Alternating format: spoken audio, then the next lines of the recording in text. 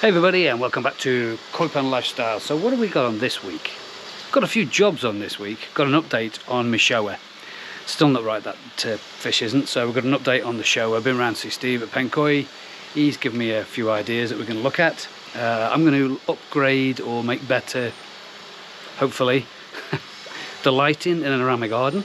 I've already got some lighting around the pond that we're going to put back on. The lights that I usually put around the pond, and I've also got some lights going around the garden. We've got a bit of a do coming up over the next couple of days. Some friends of ours that we went out to Santorini with are coming round ours, since the weather's looking quite good in the UK at the moment, so we're going to have a few beers. I'll get the lights set up and then we'll sort of see how they've gone, and I'll take some pictures of when the party's in full swing and how the lighting system's going and all that kind of stuff. We're also looking at dosing the pond with a cocktail. We're going to do a FOK and Koi Master's Advantage cocktail that we did a little while back. Kind of worked okay last time, and I think I need to do that for the fish now. It just replaces a lot of minerals, and I'll explain all that later on. So sit back, grab a brew, let's crack on. Right, so let's have a look at lighting to begin with. I said at the beginning I was going to look at changing or improving, hopefully improving, some of the lighting in and around my pond. So at the moment I use these, which is a continuous light source LED. Got it off Amazon. I'll post a link below if you wanted to buy some of these. This is I think it's a 6 or an 8 meter, and this one goes around the outside of the pond, so to look like this. So that one's already done, you know all about that one.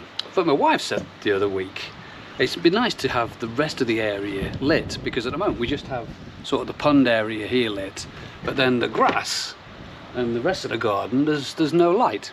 So I said, okay, fair enough. So I've gone out and I've bought 20 meters of this to go around the garden. I don't know what it's going to look like. It should be okay. But I didn't want to have like an effect where we had football pitch lit. I didn't want to start putting spotlights up and whatnot. I wanted some low level lighting that just looked quite nice in the evening, to put the lights on and say, oh look, you can still see the rest of the garden. So it kind of makes the garden look bigger. That's the plan. Don't knock it till you've tried it. So yeah, I got these off Amazon as well. 20 meters of natural light, 50,000 hours this is supposed to last for. 20 meters, 200 to 300 lumens. So it comes with, obviously, with the packet themselves, loads of fittings. But I'm not going to use these. In fact, I'm going to use these for the stuff around the pond, because there wasn't quite enough to use around the pond of these when the pond stuff in. What I am going to do is I've got hold of some 10mm conduit. You know that stuff that you put wires in? I'm going to just pull off the top bit and pull off that bit. These come in 2 meter lengths, so this conduit stuff that looks like that, and then I'm going to basically just plug in to the side,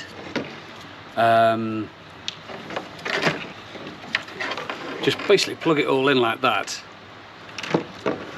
So it will in effect be in a bit of conduit, and then I'm going to attach the conduit to some little posts and put it really low level, so it's only like an inch off the ground. Anyway, you'll see in a bit. I'll get it all offloaded and try this and see what happens.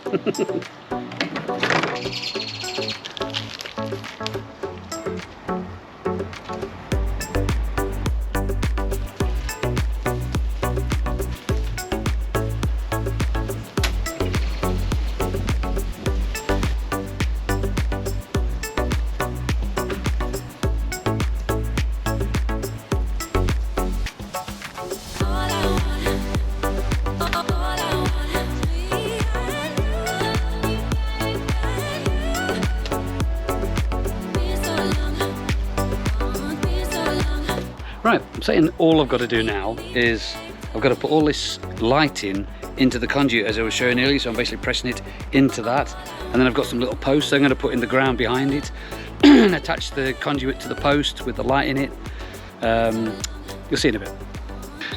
Right, so I've made a start on this one, and all I've done literally is pushed the light, because it's sort of a 10mm size light, and I pushed it into the conduit, sort of like thus, because this will give it more rigidity rather than having this flexible line around. So I'm going to just put all this into there.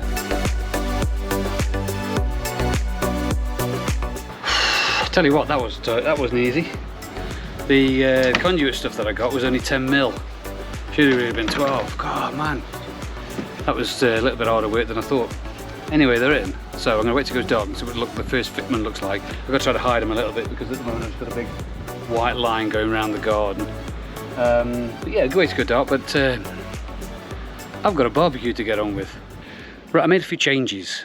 When I was doing that last time, I was kind of getting the lights set up and face out into the garden, try to grab the grass with the light instead. So I had a look at it, put them on overnight, and they didn't look very good at all. So I'm going to change them around a bit, and what I've done is I've dug a little hole, a little channel all the way along.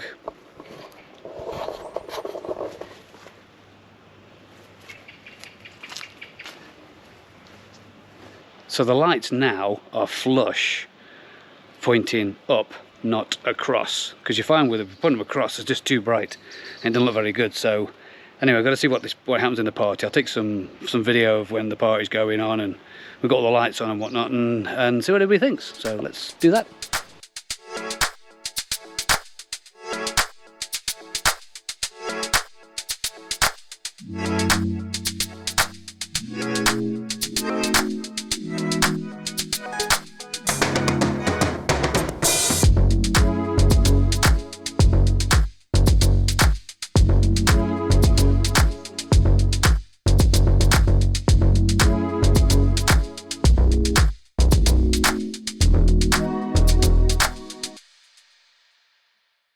So, taking some advice off my supplier, and went down to Pencoy and told him that the Showa is still sitting on the bottom. He's not clamped up, he's just still can't be arsed. Put a bit of food up every now and again, he comes up to eat, but then he doesn't, and then he goes back to the bottom again. So anyway, Steve said, look, just give him a salt bath, 3 salt baths once a week, and see where he goes on from there. So I've done 2 and I'm on the 3rd one today, and what I noticed on the first one is he's gaining a sore on his belly from sitting on the bottom all the time, and he's sort of scooting along the bottom. He kind of just sort of not clamps, but he kind of pushes himself along with his fins along the bottom. Anyway, he's got this bit of a sore on his chest now, so I've just been treating that and just keeping it clean. Every time I've given him a salt bath, obviously the salt will help, but I'm just sort of keeping an eye on him still, because I don't know, he's still not right, and this has been a few weeks now he's been like this. Yeah, I don't know, weird one. Anyway, he's on his 3rd salt bath, and I can have a look at this little thing on his chest. Now I'm on the 3rd one of the 3rd week, even though he's been like that for like 4 or 5 weeks, and go from there. So I've just got him out. Wasn't as clean a fish removal as usual. He had a bit of a splash around. I think he's getting a bit miffed with me doing it, because like I say, I don't usually take these fish out unless I really have to. But the need was there, so he's now out and in the bowl, and I'm going to give him 10 minutes with a salt bath of 3 ounces per gallon. 3 ounces of salt per gallon of water, which is quite high salinity, I suppose. But so I'm only doing it for sort of 5 or 10 minutes, maybe 15 tops. Just let him sit in there. So let's have a quick look at him in the salt bath. So there he is. Lovely specimen of a Showa. I'm just going to let him settle down a little bit first before I flip him over, because he was getting a bit stressed out this time. He's been alright the last couple of times, but because I'm doing that once a week for the last 3 weeks, this is the last one. So he's been in here now for 8 minutes. So I'm going to give him another 2, and then I'm going to flip him over. Maybe just give it a bit of a clean up. Got some lovely colours on him. It's a lovely looking fish.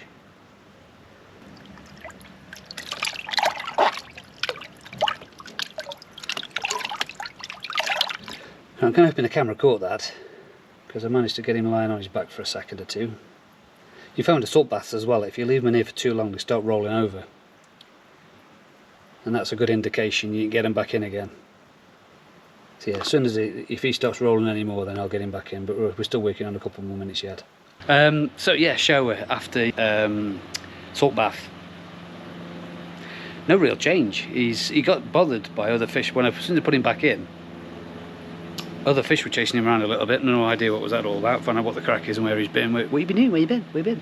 Where you been out there? What are you doing? So you see everybody's coming up for food now, which is great. So pond's looking good. In fact, Showa's up today. He just pops up and has a look and then goes back down again. He's not eating very well at all. So it's time to FOK the pond. Yes, it's that time of the week yet again. But this time I'm going to go for that cocktail of FOK and Koi Master's Advantage. So for my pond, volume of water, I should do the normal 2 scoops of FOK, and then I should do 2/3 scoops of Koi Master's Advantage. Because it's a nice little cocktail. The only thing with it is, when you mix them both together, when I did it last time, they said, was it any good? It was okay. It's just that the Koi Master's Advantage takes, for me, it takes too long to clear. So, yeah, I'm going to put those 2 products, I'm going to mix them both together again because they've not had the mix for a while. I've just been doing 1 week of FOK and 1 week of Koi Master's Advantage, but I'm going to do the cocktail again. So, shaky, shaky. So Koi Master's Advantage, you've seen me doing this before. Depends on your own volume on your own pond. It's created by a guy called Chris Masters. You may have seen him on Facebook. He goes on to a number of Facebook sites. Zillions of years of experience. I hope he doesn't mind me saying that. He's not that old. But yeah, he created Koi Master's Advantage to help the fish with the minerals and stuff, and replace the minerals and all the bits and pieces the fish need that the water companies take out.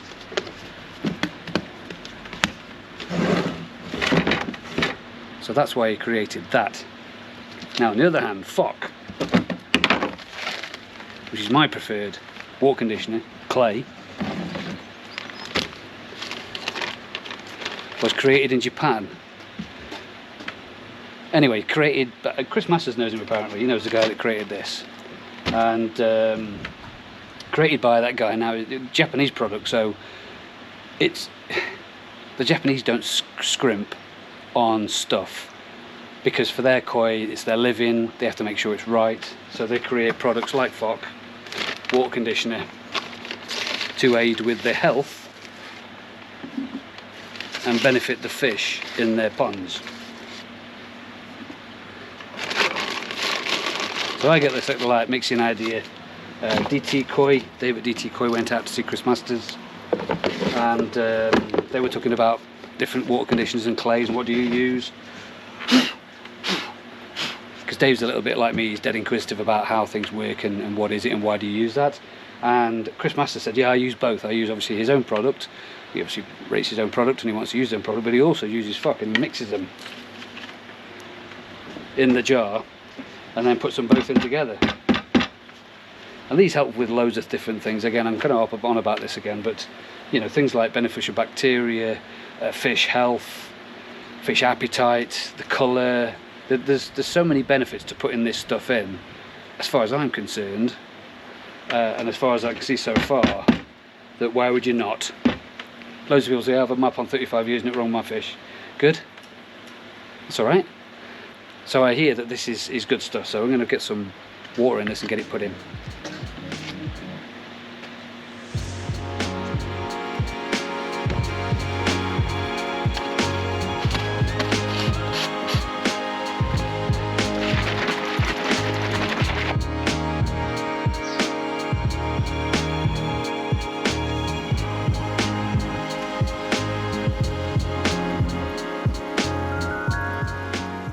Well, my Staffordshire oatcake today is cheese and Tommy ketchup.